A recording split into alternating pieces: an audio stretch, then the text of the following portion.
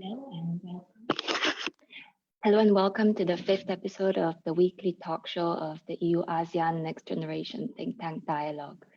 My name is Madeline, and over the next 30 minutes, we will be taking a closer look at connectivity and its boundaries in the context of socio-economic resilience and the COVID-19 pandemic.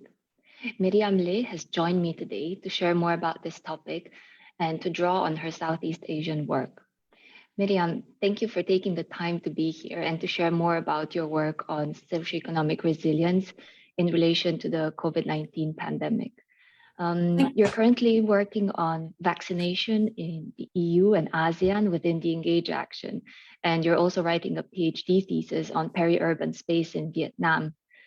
Could you share more about your work and whether you see any significant crossovers between your two research papers? Yeah, thank you for inviting me to join you today and present some more of my work. I'm really excited to be here.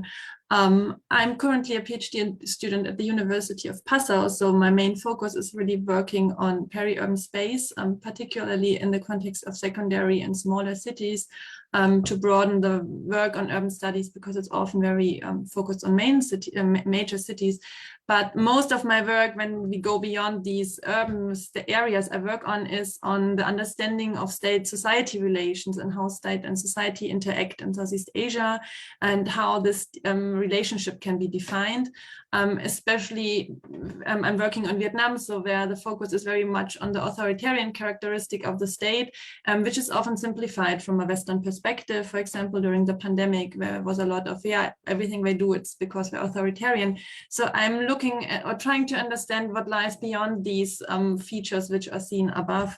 And I'm working on this in the urban context, as said already, especially with a focus on everyday practices and the idea that in the everyday people can use the urban space to participate, to make the city, make decisions on how they want to live. And the idea beyond this, and which is connected to this idea of resilience and the work which I work in the context of the pandemic, is the idea that by using these spaces and being able to participate in urban space, people are able to make decisions for themselves and foster their own social resilience in the urban context. And on the other side, when I worked on the pandemic, one of the major focuses I had with a friend working on this topic, and we're following this now as well in the context on vaccination, is once again this connection between state and society. The first starting point was, how does the Vietnamese state in this context mobilize its population? How does it try the people to really try to implement these, follow these new rules, regulations? How can they do it? So we focused on communication practices by the state, questions of nationalism, and now it's the same in the sense of how do we implement these vaccination regulations, how do we follow. So there is this idea of relations, all of this implementation, political stuff is always kind of like connected to this idea of social resilience and also of state-society relations. And when I go back to the other topic which comes in here, like from the connectivity cluster, so one is the social resilience topic, but the other the connectivity cluster, which is much easier even because the production of urban space is produced by models which are imported from outside very often, like Vietnamese cities. They look to Singapore, they look to Korea, they take these ideas to create their urban space. They meet with experts internationally in workshops, they implement these ideas, experts come to Vietnam. So there's a lot of connections happening here. At the same time, urban people, they themselves also, they interact in their city, they meet each other. But nowadays, they're also traveling to other cities. We have migrants coming to these cities. We have migrants going from like these cities to other cities in other countries. So that is kind of reproduction of connectivity all over due to these, in these urban spaces. And then we have the pandemic right now, which is interfering in these processes of connectivity, which were established before due to the modern context we have today. And this is rearranging these processes of social resilience, of connectivity, and producing a huge challenge for societies and state, which are built around connectivity. And we are questioning now, like, how can this go on in the future due to the changes due to the pandemic? So that is more or less a very broad, some broad ideas on how this is connected, all of my work. It sounds very complex, and it also sounds like you have quite a big footing in ASEAN as well as in the EU. So I'm wondering what got you interested to work in the Southeast Asian region and also stay grounded a bit in the EU. When I it's kind of like when I was in school, like 15 or 16, I was reading a book on the Second World War. At that time, I was really interested in most of the Second World War literature. And I was reading a book on the Korean comfort woman and the role of the Japanese during the Second World War. And I was kind of like, not surprised, but in a negative way surprised, because we didn't learn about this in school at all. It was kind of like a very black space. I had no idea what Japan did, what the role was. I never heard about comfort women. I never heard about the expansion of the Japanese empire into Southeast Asia. So that got me interested in the region, and also gave me the feeling that like we have a very Eurocentric public education in Europe. So I wanted to go beyond this, which motivated me when I went to started my bachelor thesis. I decided I wanted to work on Asia in a way. I had still no really idea about anything. So I started at the university at Passau because it was close by, and we had an Asia orientation there, which was accidentally Southeast Asia. So I started like, okay, that sounds interesting. I have no idea what's going on, but I'm really interested to do and work on it. And the more I worked in it, the more I got fascinated, because this area, especially from a European perspective, there are a lot of historical connections, very difficult historical connections, but it's also a region where a lot is going on right now, which is fascinating, but is also very relevant for us in Europe. In social terms, economic terms, political terms. At the same time, I think like we have a lot of very simplified ideas what Southeast Asia is, about its politics, about what the people are doing. We have pictures of like beaches and tourists and dances and food. But I think it's important that we start to look beyond these kind of simplified pictures and have a deeper understanding what's going on, because there are a lot of relations, and that these relations are probably influencing the next century. So we should work on this. And it is kind of like my motivation to continue working on these topics, to bring some understanding about the region to Europe, or back to Europe as well, and to Europeans here. Yes. It sounds like it's a very passion-driven curiosity for and desire to find out more.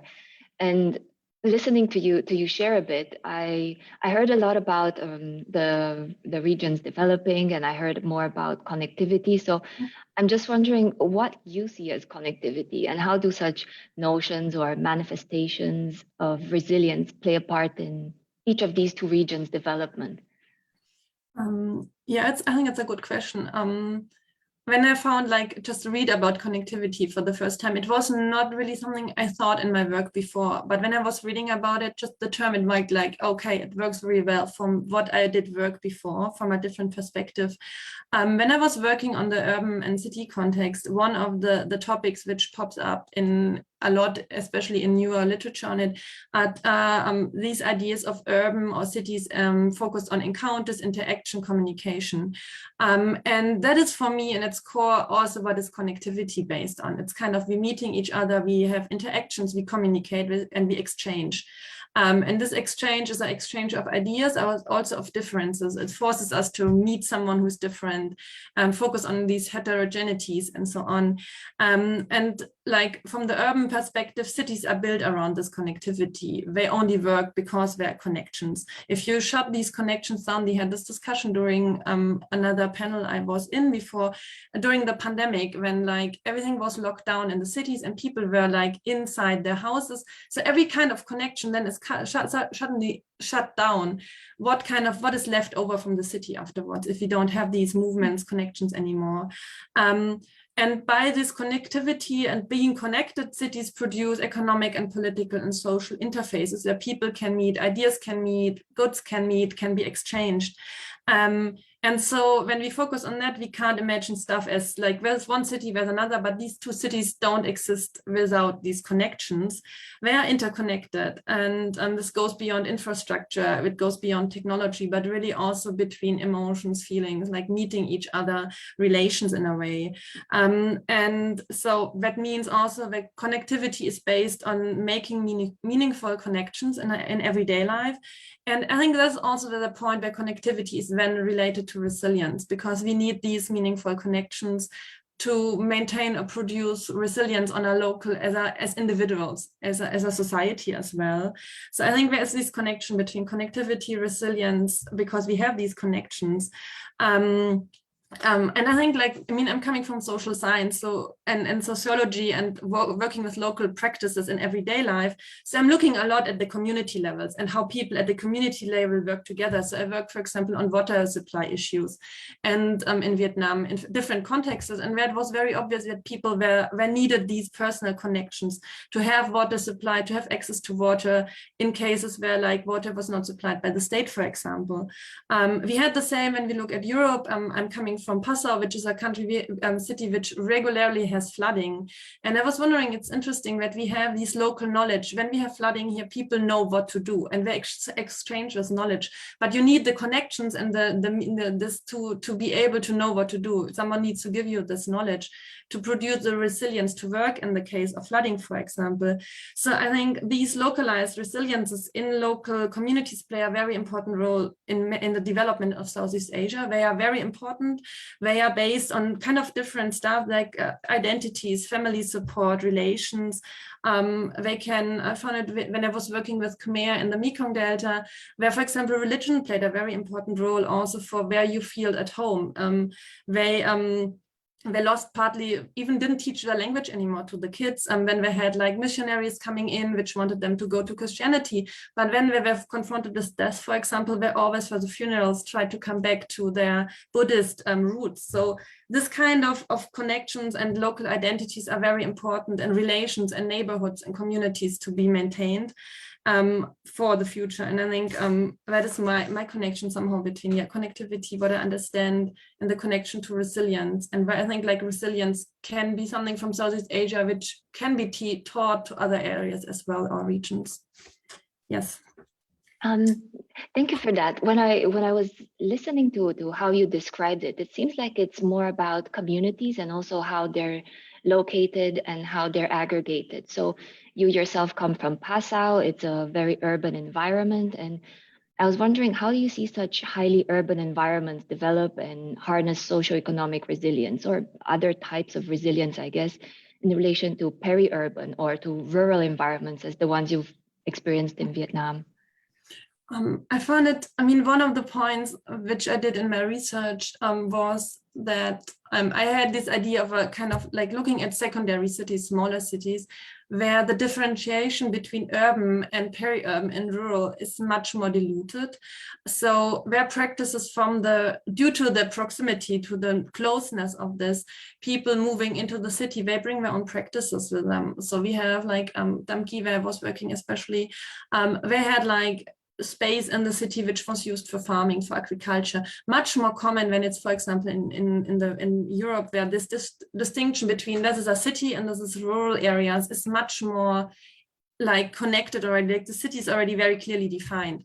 So there are these spaces, developing cities, which are changing a lot, which are less defined and more flexible and more open to integrate new people, to integrate different practices, and thereby also have these, like, survival strategies. So, for example, exactly, farming, which is connected there, or, like, kind of like this exchange of water, which plays a much more important role in peri-urban areas. At the same time, especially in bigger cities, they take a lot, like, to increase their own resilience, and there's a lot of investment, for example, when it goes in infrastructure resilience, where we have an inequality in where the state invests. So we have investment in government structures in Hanoi, in Ho Chi Minh City, in the big cities. We don't have this in smaller cities. So these places much more have to fight for themselves, or have to find different ways of development. Dam Ki, for example, is very active in the global context, working with different actors in forums, workshops, partners in Korea, for example, to bring investment or ideas into the area, which is difficult. At the other hand, like, we have these big cities which take away people, which take away resources. This is bad and problematic for rural areas, which have to hand these resources over. At the same time, we had this now in the context of the pandemic, right now in Vietnam, where we had a lot of migrant workers went to the big cities for working when the pandemic shut everything down, and where they kind of left out somehow. And now it's the question, who takes care of them? And are these big cities really in a position to take care of them? And a lot of them really now want to go back to their old places where they have the family connections. I think it would be interesting or important for the long term in city contexts to maintain these local structures and not go and there are some ideas, for example, in the high rises where these social connections are created, and that is interesting as well, for example, during the pandemic now. Yeah, so a little bit. Since you actually mentioned the COVID-19 pandemic, to expand a bit on that, why is socioeconomic resilience significant, and especially in Southeast Asia, since you touched on that? Yeah, so it's I had so many ideas on this, and I just to get them on a point. I think it's interesting. Like, there's one point we had this very huge outbreak right now in Ho Chi Minh City, where there was a difference of one of the biggest problem of the outbreak. One was like, okay, getting food to the people. How can they, like, if they don't work? The other is that we have these marginalized groups, migrants, workers who come to the cities for work, who are like, we have a huge informal sector, which is important normally because it maintains kind of a social security for those people who can't be taken care by other means. And the informal sector plays still a very important role for many countries. But these are the areas during the pandemic which were shut down very strictly. Like, there was the restriction on participation in public space. So that means that people who normally make more money in public space, like in the informal sector, they can't do this anymore. And I think it was one of the strengths was that there were a lot of community organization to support these people, to find ways of bring money to them.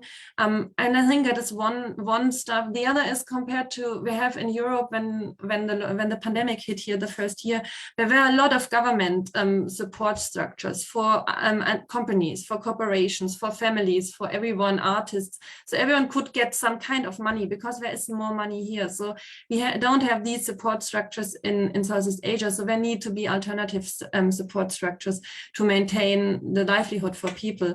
And I think in this context during the pandemic, it showed that there are some possibilities there where there is already existing structures which can be used, for example, by donations. There were a lot of the NGOs who collected money. There were lots of support for food distribution and so on to people who needed this support. But at the same time, there were also a lot of people who got left out and marginalized, who couldn't participate anymore, who are now kind of like, okay, what's going on? How can we support them in the future? And how can we produce a resilience which in the next pandemic or the next crisis, that might be a flooding, for example, or climate change, really to get better support structures for these people. Because I mean, another point is mental health, I think, which was is a really big topic which will come up for Southeast. I mean, it's coming up in Europe as well, but to produce these mental health structures, and there is a lot of social moral pressure on people to comply, to work through it, to do stuff. And there were at least like 2 or 3 cases now publicly reported of people who killed themselves in Vietnam, at least, because the structures were not there to support them. So I think there's a need to address this, especially, and I think the pandemic only showed that there is a need to address these topics. It's not something which was not, the need was not there before. Yeah, so a little bit on this. So if you're talking about support structures, have you seen any forms of social economic resilience that in either of the 2 regions maybe have contributed positively to navigate this pandemic? You mentioned a few, maybe you want to develop a bit more. So I mean, on the very basic level, I think in Europe as well as in Southeast Asia, there are these very local support structures where communities stick together, support people who are in quarantine, bringing them food, taking care of kids, helping with teaching, going online, doing support here, where collections of like backpacks for kids, for example, in Saigon during the lockdown. There were food distribution, there were like the rice ATMs where they gave rice to poor people. So I think there's a lot of this in Europe in Europe as well. We had the same here in Europe, where people went in quarantine and their neighbors brought food, food for old people who didn't want to go to shops. shops so that they don't have to go outside and don't be. So I think that is on one hand, on this level, I think it showed a lot of resilience and a lot of cooperation and also connectivity in a way where people connected on this. I think someone told me a story where they lived in a high-riser and they didn't meet each other before, but then they were locked down in this high-riser, they couldn't go out, they couldn't meet anyone. And then the community in this high-riser started to give food to each other, they cooked for each other, they participated in activities. That is on one hand. But what I think is different during Southeast Asia generally and Europe is that the pandemic in Europe, in both areas in the beginning, there was a very much like a focus on the own nationalistic country and like we support each other like ourselves, and we have like borders got closed and everyone took care of itself. We bought as much material and equipment as we could. And that was kind of the first step. What is a little bit not sad, but I think it's something for Southeast Asia, especially for the ASEAN as an organization as well to think about in the future is the EU and the European countries afterwards, they started to try to work together much more. So we had like a cooperation and this idea as a European community to work together as well. I mean, that got much more stronger during the second year. There was some complaints during the vaccination. We should have vaccinated like individually because the UK, they were much faster to do this, but Europe didn't do it. So we vaccinated as a community and that brought the numbers higher. It gave the area a little bit more power. In Southeast Asia, we still have a very nationalistic approach to the pandemic. So the idea is we try to get, like, we need to vaccination for our country, we make our rules. There is less cooperation, there is more on this idea, the identity which all of this is based on is the own national identities. So the idea, we close it makes sense to close borders, but now we have kind of very different vaccination levels in Southeast Asia. We also have less experience on exchange from knowledge. So what others learned from something, for example, on migrants workers, how could this be exchanged? How could there be more support? What can we do together maybe also on financial means, on vaccination? I think there is some capabilities for Southeast Asia to improve on that level and really to try. I mean, some friend told me that once that like there is kind of no Southeast Asian orientation or identity for people from the region. And I was wondering if it's really true. On what they actually said, it's better because now we can start to travel, but that shut down again during the pandemic. So I think it's kind of like, yeah, I think there is a very strong focus on individual countries and their own economic aspects and their own vaccination campaign, and less on how could we do this together better. And I think that would increase resilience in the region probably if they could work together on a bigger level.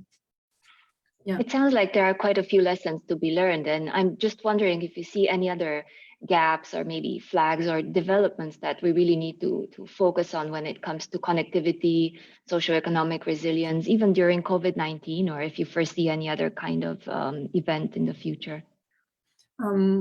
I mean, I think generally, I'm very, like the two things I always focus on, which are important for me, is that I think we should look always at local practices and local people on what they need and what they do, because I think we can learn a lot from this. And I think that they are mostly the experts of their own life. So that concerns, if that concerns the pandemic, or if it concerns some stuff like climate change, which is probably the biggest challenge for all of us in the future. I think one point is like we live in a world or in a century where connectivity is something we can't think about it. I mean, we can see it now, but especially in the economic field, where like the lack of connectivity or endangers like economic supply chain, access to jobs, to labor markets, to food markets, to food security, and so on. So it's a huge question. So one point is really how can we maintain connectivity and connections in the future in the settings of crisis? Because it's just needed. We can't imagine this anymore. We can't move back. We can't close borders, and we can do this for a year maybe, but longer it's kind of difficult. Vietnam is a very good example of this. They closed down the borders immediately with the corona pandemic. They held it closed down for a year, and then like the Delta variant came, and it was just so much that they couldn't deal with it anymore in the way they dealt with it before. So closing down doesn't really work, but the economic impacts of closing down are very, very strong. So we need to find ways of cooperation for the future and maintain connectivity also in the setting of crisis. And I think the other point is really to work against these nationalistic impulses we all have, in a way that we need to save ourselves, we have to protect ourselves, we have to protect our communities, which makes sense, we need to do this. But I think the pandemic especially is a very good proof that it doesn't work, because we say like, okay, we vaccinate everyone in Europe, which is nice, everyone in the US and the West is vaccinated. But if we don't vaccinate people in Africa, for example, we have the danger that we will have the next variant growing there. And it might be some kind of corona pandemic variant but the vaccinations doesn't work anymore. And it's something, it's not then only the problem of Africa or Southeast Asia or China or whatever, it's the problem for all of us. And I think this thinking about, we need to really shift on our thinking, on the perspective we have on these topics. And I think that is really, if we need also to think of resilience and one way very locally, at the same time, very much on a global level. We need to produce resilience locally, but we need to produce resilience on a global level as well. I'm sure that I was just thinking, and I'm sure that your insight will provoke quite a few discussions later on this page. So I'm just wondering if you have anything else that you would like to leave our viewers with, maybe some food for thought or some last thoughts, because this is more or less us running out of time. Yes, I saw that we are running out. Yeah, I talk too much. No, I think like I was really able to bring over most of my points, which yeah, it's kind of like a work in progress right now. It's also because I'm shifting from like trying to explore new topics and new things, and that is kind of really fascinating. I think it's always interesting to really work on Europe and Southeast Asia and trying to have this perspective where we can learn from each other.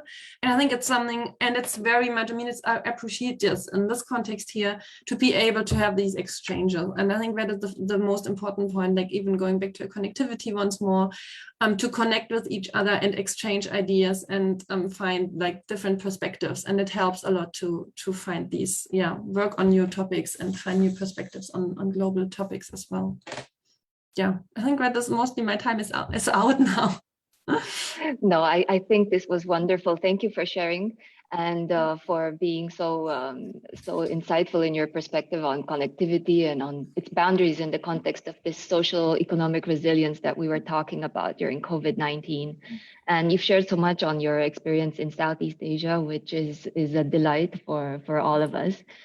As for our viewers, I would like you to join us again next week when Phong Ngam Vu from the Diplomatic Academy of Vietnam will be sharing more with her guest on a security topic. So thank you so much and have a lovely weekend. Thank you. Bye.